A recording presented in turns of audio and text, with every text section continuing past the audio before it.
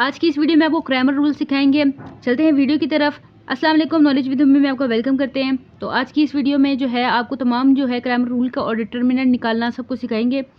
आपने वीडियो को स्किप नहीं करना, वीडियो को फुल वॉच करना है। एक भी स्टेप आपने स्किप कर दिया तो फिर आपको समझ नहीं आएगी, ठीक है। तो हमारे पास यहाँ पर लिखा हुआ है solve the following question by using grammar rule, ठीक है। तो हमने ग्रामर रूल यूज़ करना है, मतलब ग्रामर रूल को हमने मतलब क्वेश्चन करना है। तो हमारे पास ये क्वेश्चन आ रहा है 6x - 3y = 2 और यहाँ पर फिर आ रहा है 5x - y = 5, ठीक है। अब इसको हम इस इक्वेशन में कैसे लेकर आएंगे, देखिए यहाँ पर ये जो वैल्यू है 6, हमने 6 को इसी तरीके से उतार देना है। 5 इसके नीचे आ रहा है, 5 को हमने इसी तरीके से उतार देना है। -3 लिखा हुआ है तो -3 हम यहीं लिख लेंगे। लेकिन ये y की वैल्यू हमारे पास सिर्फ ये y लिखा है, हमारे पास इसकी वैल्यू नहीं है। यहाँ पर अगर x लिखा हो क्वेश्चंस में, यहाँ पर 3x लिखा हो या x लिखा हो, जो भी लिखा हो, तो आपने इसकी वैल्यू को यहाँ पर अगर इसकी वैल्यू दी हुई है वेल एंड गुड, अगर नहीं दी हुई तो ये y की वैल्यू 1 ही बनेगी, ठीक है। दोनों इक्वेशंस के साथ क्या है माइनस, तो हमने माइनस लाजमी डालना है, यानी कि 3 - -1, ठीक है। x एंड y की वैल्यू है, कॉमन है हमारा x एंड y, हम इस तरीके से लिख लेंगे। और इक्वल और 2 और 5 इसी तरीके से देख लें, ये इक्वल डले हुए हैं तो ये हमने डाल देने हैं।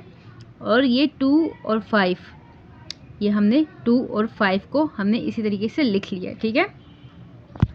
नेक्स्ट स्टेप में हमने क्या करना है, इसका डिटर्मिनेंट निकालना है। पहले इसकी फार्मूले पे भी आप ज़रा गौर कर लें। फार्मूला ये इसके फार्मूले हैं, ये देख लें। x equal to determinant a x divided by determinant a, ठीक है। ये फार्मूला आपने याद रखना है। इसी तरीके से y का फार्मूला भी यही होगा, determinant a y divided by determinant a, ठीक है।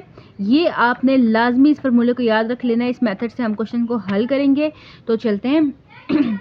सबसे पहले हमने a का डिटर्मिनेंट निकालना है, मतलब सिर्फ और सिर्फ हम ये a का डिटर्मिनेंट निकालेंगे सबसे पहले, ठीक है। इसका डिटर्मिनेंट इसलिए निकालेंगे क्योंकि हमने डिवाइडेड बाय a करना है, ठीक है। तो डिवाइडेड बाय a डिटर्मिनेंट करना है, तो a डिटर्मिनेंट हमें मालूम होना चाहिए, ठीक है। तो हमने सबसे पहले इस इक्वेशन को लिख लेना है। इस इक्वेशन को, ये जो 6 है ये देख लें, इसी तरीके से लिखा है, 5 भी लिखा है, -3 भी लिखा है और -1 भी लिख लेना है। अब ये जो है a, इधर एक चीज़ याद रखनी है, a और d को मल्टीप्लाई करना है, -b और c को मल्टीप्लाई करना है, ठीक है। मतलब ये है कि ये a वैल्यू है, ये b है, ये c है और ये d है। इसको हमने a d करना है, ठीक है। यानी कि ये आमने सामने की जो वैल्यूज़ हैं, आमने सामने की वैल्यूज़ को हमने लिख लेना है। जैसे कि 6 है और इसी तरीके से हमने ब्रैकेट में 1 लिख लेना है, ठीक है। दरमियान में माइनस का ऑप्शन आएगा, ठीक है। इसके अलावा जो है यहाँ पर 3 के साथ क्या नज़र आ रहा है आपको, माइनस, यानी कि b और c को करेंगे -3 और ये आमने सामने वाली वैल्यू यानी कि 5 को हमने इस तरह लिख लिया, ठीक है। अब नेक्स्ट स्टेप की तरफ आते हैं। तो नेक्स्ट स्टेप 6 × 1 = 6, लेकिन यहाँ पर माइनस का ऑप्शन है तो हम माइनस भी लिखेंगे, ठीक है।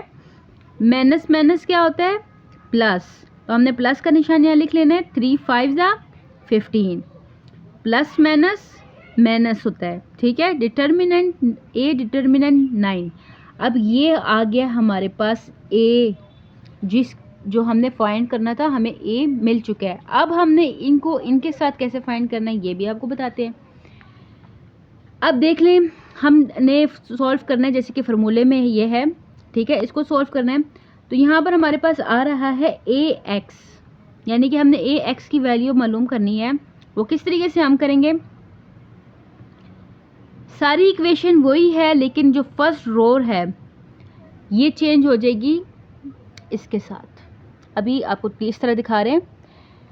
वैल्यू क्या है, इसी तरीके से आपने वैल्यू देखे, लास्ट वाली वैल्यू को आपने चेंज नहीं करना, आपने फर्स्ट वाली रो जो होगी उस पर 2 और 5 लिख लेना है। फर्स्ट रो को आपने चेंज करना है, बाकी -3 -1 वैसा का वैसा रहना है, ठीक है। ये आपको समझ आ गई है। मतलब x की जो आपकी डिटर्मिनेंट a x जो आपने मालूम करना है, उसकी आपने फर्स्ट रो को चेंज कर देना है इसके साथ, ठीक है। ये कर लिया। इसको भी इसी तरीके से करेंगे, 2 - 3, मतलब इसी तरीके से -1 और माइनस लगा देना -3 और 5, ठीक है। इसी तरीके से 2 1 ज़ा माइनस का निशान है, माइनस को लिख लिया, माइनस माइनस प्लस हो जाएगा और यहाँ पर 15 हो जाएगा और प्लस माइनस क्या हो गया 13 हो गया, ठीक है। इसका भी डिटर्मिनेंट हमें मालूम हो चुका है। अब हमने वाई का करना है।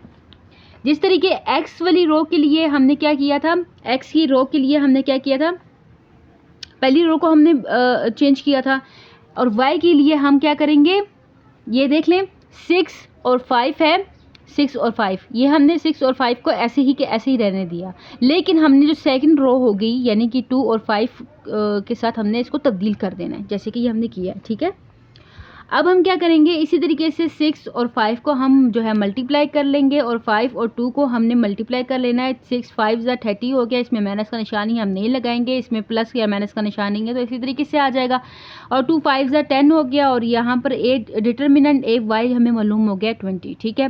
नाउ अब ये मेन चीज़ आ चुकी है आपके पास, जो कि ये फार्मूला था, क्योंकि हमने फार्मूले की चीज़ें के लिए हमने ये सारी फाइंड कर लिया। अब हमने इसको फार्मूले को हमने करना है, ठीक है। नाउ x लिख लिया हमने, ठीक है। ए एक्स डिटर्मिनेंट, यहाँ पर हमसे y गलती से लिखा गया था तो हमने रिमूव कर दिया था a, जैसे ये फार्मूला है ना, A X determinant divided by determinant a, हमने इसी तरीके से लिख लिया।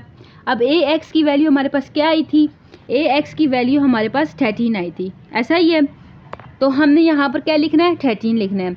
और हमारे पास a की वैल्यू, ए डिटर्मिनेंट की वैल्यू क्या आई थी, ए डिटर्मिनेंट की वैल्यू हमारे पास 9 आई थी, तो हमने डिवाइडेड बाय 9 लिख लिया, ठीक है।